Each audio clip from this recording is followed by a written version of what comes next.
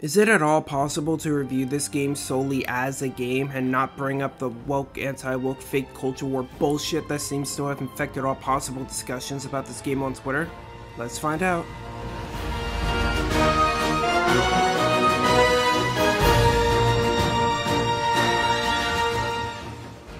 Black Myth: Wukong was developed and published by Chinese game studio Game Science. Its story is an adaptation of the classic Chinese novel Journey to the West. No, it's not. In the game, you play as an anthropomorphic monkey called the Destined One, who is based on the Monkey King Sun Wukong. After Sun Wukong falls in battle, you must collect his scattered relics in order to let him rise again. Now, I unfortunately can't comment on whether or not this is a faithful adaptation of Journey to the West because I never read it or know really anything about it, so I'll instead talk about it as its own story, and it's perfectly alright.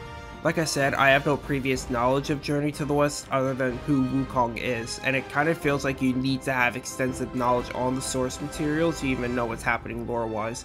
And that's added on top of the fact that it has environmental storytelling, so not a lot of the storytelling is direct or linear. That's not really a big issue though. The main demographic of this game is China, and I'm a simple Westerner. In short, if you know about the novel, you'll get a kick out of it. Me, not personally. What I do like though is the world and enemy design and the cinematics. They're genuinely amazing. This game's visuals are out of this world. The opening where Wukong and Erlong fight each other feels straight out of God of War 3. He's not just any monkey. He's a monkey of merit. A monkey was made Buddha once. Look, monkey. The celestial court welcomed you, foul monkey, yet you remain untamed. Foul monkey!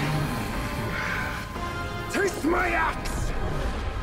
As soon as I completed that opening, I was like, damn, okay, this might actually be pretty good. The forests and sand biomes are beautiful as well. I am bewildered at the fact that the devs were able to do this all on Unreal 5 and still keep it relatively optimized, so I'd say the game is worth it for that alone.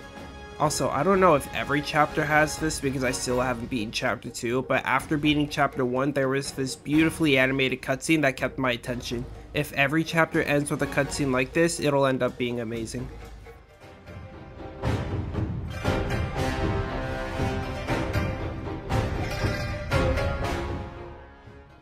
Black Myth: Wukong is an ARPG. Your main weapon is a staff based on the Rui Jingyu Bank staff. During combat, you can perform different spells and transformations like immobilizing enemies or briefly turning into bosses you just killed. Your only defensive option is dodging and occasionally deflecting projectiles so you can't parry attacks. Other than that, it borrows the armor system from God of War 2018 and borrows some staple Souls-like mechanics like the healing cord. Despite it borrowing Dark Souls mechanics, it actually is a lot more forgiving than, say, Sekiro. You only lose a portion of your experience when dying as opposed to half or even all of it, and the shrines you can rest at are always right next to bosses so you can just get right back into the action. I like this because the relentless chase to copy everything Sekiro does is kind of gatekeeping this genre, so it's nice to have a game actually be forgiving to the player. The game is still challenging, especially depending on which order you fight the bosses in, but it's definitely one of the more forgiving games out there. The core combat itself is also incredibly fun. It kind of feels like God of War 2018, which I will admit is not the God of War game people should be taking inspiration from nowadays, but what the devs do here makes it fun, especially with the multiple transformations and spells. Really, my biggest problem is the fact that there's seemingly no attack canceling.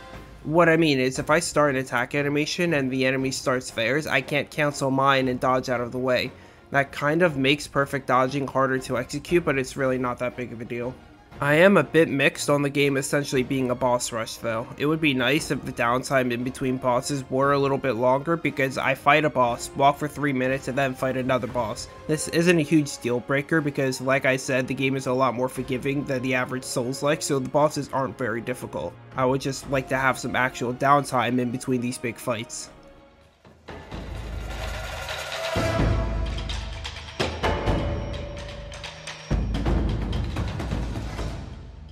Before the game's release, there were a few journalists like IGN that said the game featured multiple frustrating bugs, so that made me a bit worried about the optimization. but it's honestly a lot better than I was expecting it to be. I really don't like the massive file size, but I guess that's warranted if the game is as well optimized for me personally.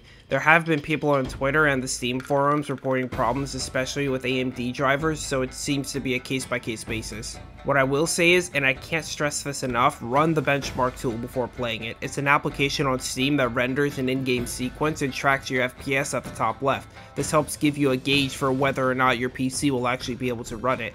Every game should be doing this before release.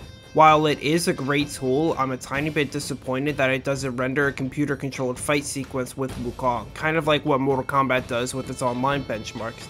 During these fights is when the most particles and lighting effects are going to be present, so it'd be nice to see how your PC handles intense situations like that.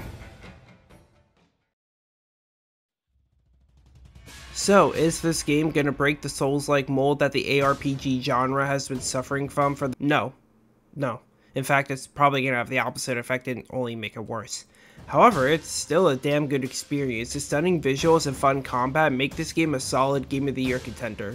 Black Myth Wukong is available on PlayStation 5 and PC via Steam and the Epic Games Store. In China, it's also available on Tencent's Wii Game. There are two versions of the game available, Standard and Digital Deluxe. The Standard Edition costs $60 and just comes with the base game. The Digital Deluxe Edition costs $70 and comes with the base game and some goodies. Said goodies are the Bronze Cloud Staff Weapon, Full Opera Armor Set, Wind Chimes Curio, and digital soundtrack, which can be accessed in the main menu. Thanks for watching. I want to quickly add several things before the video ends. Some of these are things I elaborated on in my community tab, but others aren't. The first is that I actually started working on An Extensive History of the Hack and Slash Genre video. For those unaware, this is a project where I list 40 influential or popular hack and slash titles from The Legend of Kage to, funnily enough, Black Myth Wukong. I'm going to take this on a week-by-week basis though, because unless I literally can't record it because there's no modern re-release, I'm going to have to buy most of the games I mentioned and record footage to use in the video, but I will give more and more updates as time progresses. The second is that I'm going to add another game to the list of potential reviews for this year, the Silent Hill 2 remake. This game has been on my radar since it was revealed some time ago because I'm always looking for more horror games to play. However, I kinda stopped paying attention to it after a bunch of people online, some of my close friends included, were constantly shitting on both the game and Bloober Team. But they not only dropped a story trailer, but some journos got hands-on previews of the games and they were praising it to hell and back, so now I'm a bit more interested in it. As always, nothing's guaranteed, but I'll definitely pay attention to it. Thirdly, a few days ago, I uploaded another Let's Play with my friends for the game Supermarket Together. I think it's kinda funny, so I'd recommend giving it a watch. One of the fucking members of the chat said yummers, and then it fucking spread. Yummers. Yummers. Everybody started saying yummers, he read yummers, he's like, God damn it, guys. You can't keep distracting me. Yummers. Fourthly, now that we know the Game Awards 2024 is going to be on December 12th, expect us to react to it and upload our reactions like we've been doing. Fifthly, I'm starting to save up for Jane Doe and Zenless Zone Zero, maybe as a nice throwback to the old Genshin rolling videos I did with Rosaria and Goro. If my friends are open to the idea, I'll roll on her banner and see where that takes me. Finally, I was originally considering making a review of Mortal Kombat 1's Chaos Reigns expansion, but I'm very likely not going to. The game has left a very sour taste in my mouth since it was released, and I'm not going to spend $50 on potentially another shitty MK DLC expansion with only one character I'm excited for, that being Ghostface. Oh, right, the actual last thing I want to add is this. Play Final Fantasy 16. That's it, see ya.